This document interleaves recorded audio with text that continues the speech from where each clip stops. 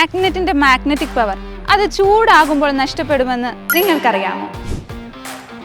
ചെടികൾ റെസ്പിറേഷന്റെ സമയത്ത് പുറത്തേക്ക് വിടുന്നതും ഫോട്ടോസിന്തസിസിന്റെ സമയത്ത് ഉപയോഗിക്കുന്നതും കാർബൺ ഡൈ ഓക്സൈഡ് ആണെന്ന് നിങ്ങൾ കേട്ടിട്ടുണ്ടോ?